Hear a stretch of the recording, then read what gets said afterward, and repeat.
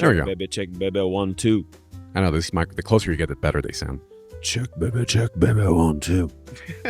Chris, man, Giancarlo, how are you, bro? I feel like I just talked to you. I mean, We had the imaging version in the expo floor, and now we have post imaging. we have after hours. After hours, man. You came to me. We're talking about what should we talk about, and we've mentioned different things, and you came to gratitude.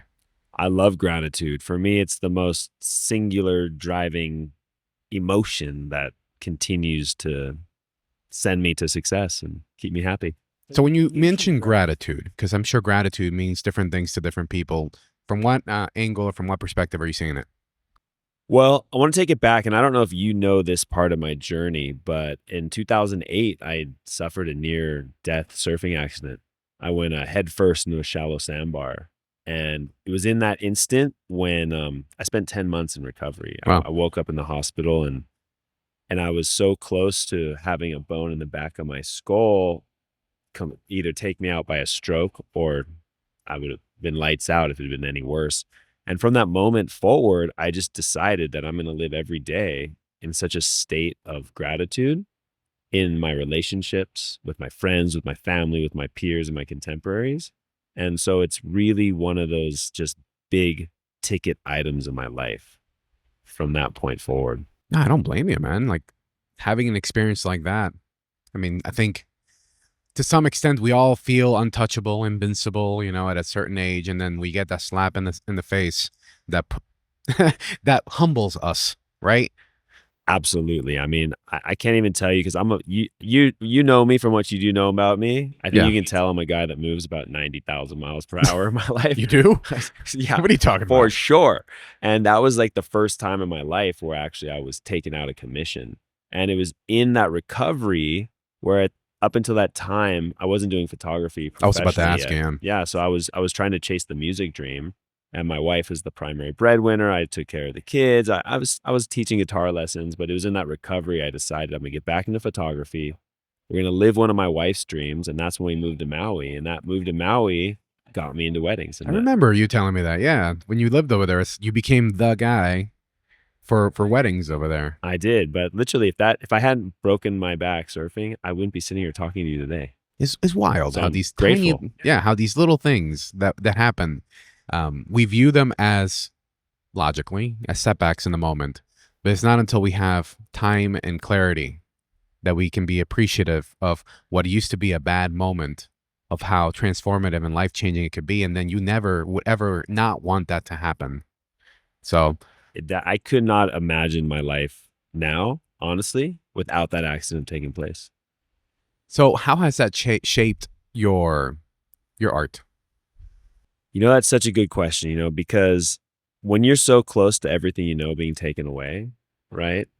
And you fundamentally change your life from that, and you begin to build a career that's based on being chosen to be invited into people's lives on the most special, delicate, emotionally charged, beautiful day up in their entire life up until that point, pretty much up until you have kids, in my opinion. It's so special, right? I've waited tables, I've worked crew on movie sets, I've done so many jobs that are hard, and that I can build a career now where I can make in one job what would be 4 months, 5 months, 6 months of a regular job. I'm grateful. I mean, there's also all the work that came with that, right? Like that's the thing, is that a lot of people see the byproduct of someone's success, not taken into account. I had no idea. I don't think many people have a lot of idea unless they knew personally or they knew from somewhere else. But nobody sees what led to where you are now. They see the outfit, they see the brand, they see the swagger, they see you, right? I never knew, man. And I appreciate you sharing that with me. For sure. I think that's like the iceberg effect, right?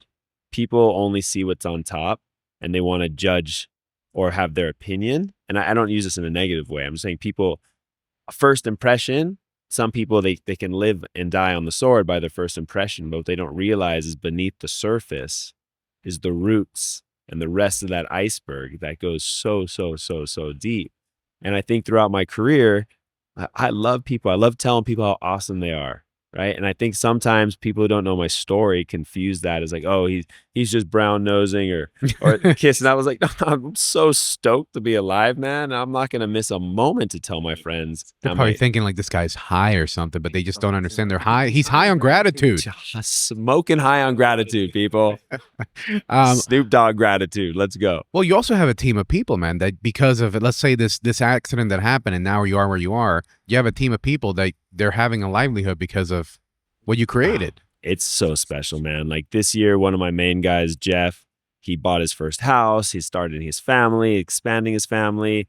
My boy Nick in Hawaii is like doing great. Like to be able to support people and like truly teach them how to fish, right? Because you feed a man once and it's his meal is set, but you teach them how to fish and they eat forever. Yeah. And so that's such an exciting part of my life and career. That's awesome. So 2026 for you, man. What's on the horizon?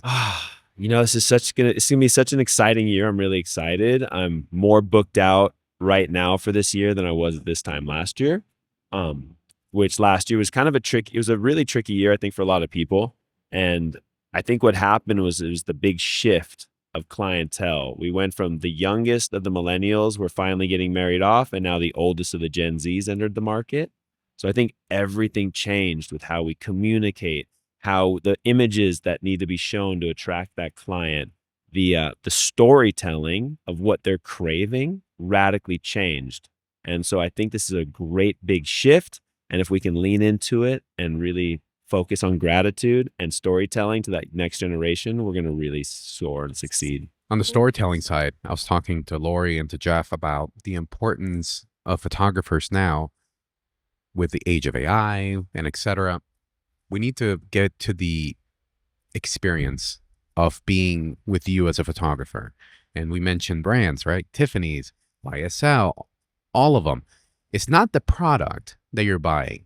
People go back there because of how they get treated, how they feel, how the ambiance is. It's just an entire experience.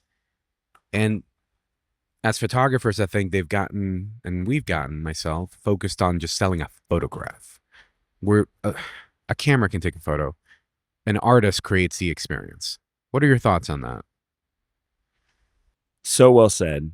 For me, there's no way I could create a single image that I'm proud of if it wasn't bathed in this experience, and more importantly, in this experience of gratitude, because I'm not trying to create an image for my client that I've created for another client.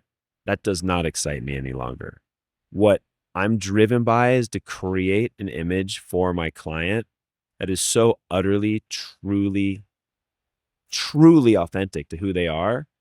And in a moment of time that's so fleeting and so special that I couldn't possibly recreate it for someone else. And that's what drives me at my core. That's great, because it is someone else's experience, right? One wedding means something to one, couple, and something different entirely. So to do the same thing from one to the other, sure, the picture may come out great, but was it an experience or was it just a photo shoot? I mean, if you're looking through like 5 different weddings and you're seeing the exact same poses with every single couple, well, that's not authentic and that's not unique and that's not offering an experience that's truly grounded in who these people are. Yeah. I mean, they're getting the photos, right? They're getting the photos that they're maybe asking for and et cetera. And that's fine. I mean, I did that.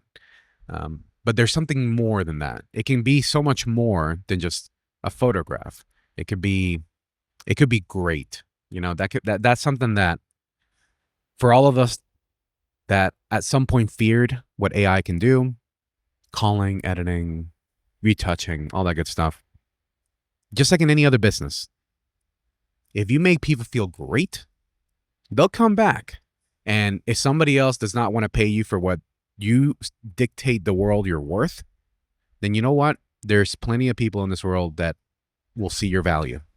For sure. And you know what? I'm so grateful for AI right now for 2 reasons. Okay. One, how it is speeding up our workflows, right? How it's enabling us to deliver our galleries quicker. But I feel that there's this other side of it that no one's really started talking about right now, is there is 100% a recoil to the idea of the artificiality of AI, where the desire and the absolute need for a real moment and a real person interacting and crafting that experience, because the computer cannot craft that experience. Not yet anyway. Right. But I feel that with this younger generation, like my 18-year-old, she's like, I want to get rid of my iPhone. I want a flip phone. I'm sick of being attached to this. And this is actually a growing trend with a lot of her friends, because Wonderful. I'm so excited. I mean, I couldn't do it. Well, I couldn't do it. But the fact that that is like a recoil to all the artificiality coming from this young generation is so exciting for me as a creator and curator, purveyor, and capturer of the experience. my son, he's 15, and him and his friends get on FaceTime calls, and they'll put the phones down. It's the weirdest angle to have a conversation. But when I ask them, like, hey, what are you doing? Oh, I'm in a group chat with my friends. I was like, cool. Right? I'd rather be talking on the phone, even if it's briefly, than be texting and whatnot, because it reminds me of me when I used to talk to my friends, you know, corded phone, three-way call, etc. It brought reminiscence of that, and it kind of gave me hope that perhaps my kids are not going to be like drones to their phone. They're not. We were very selective in terms of screen time and everything else, and I'm glad that we did, because they're better young adults because of it. But I'm glad to hear that. It gives me hope that maybe, just maybe, people will stop looking down on the screen and look up and see the world. Be hopeful. It's happening. And I think the more we can, you know, we have to become analog again in the most digital of times, right? For me, that doesn't mean shooting film, because that doesn't work into my workflow, but we can be analog in the world. That means not have your phone out on the table, not be always on your phone. Give yourself screen time. I give screen time to my kids. I got to give myself screen time. I look nowadays, sometimes you spent 6 hours on the phone. I used to play guitar, Giancarlo, for 6 hours a day. I haven't played guitar for more than like 30 minutes in years. Got to change that, man. I know, but as I'm like, that's like, start with 30 minutes, extra 30 minutes. Extra 30 minutes, baby. I actually want to hear you playing. Not obviously not now. We don't have a guitar or a bass or anything, but we'll jam it out. No, I swear to God, I think that'd be great, man. I would love to. Next time I talk to you, I want to hear that you started playing the guitar again, because it's gonna come back. It's like a rubber band. If we have a passion about something, the more you pull away from it, either you're gonna snap or it's gonna come back like a coil, man. I will promise you, I'll be playing 30 minutes a day. Good deal, man. Good deal. That's something I look forward to, because I have a whole different level of understanding about you, and that's why I fucking love this thing. This is why it's my personal project. This is why I protect it. It's not sponsored. Does not have a brand attached to it, because I can say and do whatever I want. Now, granted, I got to be careful, right? It is a business at the end of the day. But that doesn't mean that you can't be authentic. I think we should all be authentic. I mean, that's one of the most important things. And I feel that that's the biggest thing lacking just kind of in humanity right now. I think everyone plays it so safe to be just part of the tribe that it frightens people to step out of the norm. It frightens people to be rememberable. It frightens people to be a stripe in a sea of polka dots.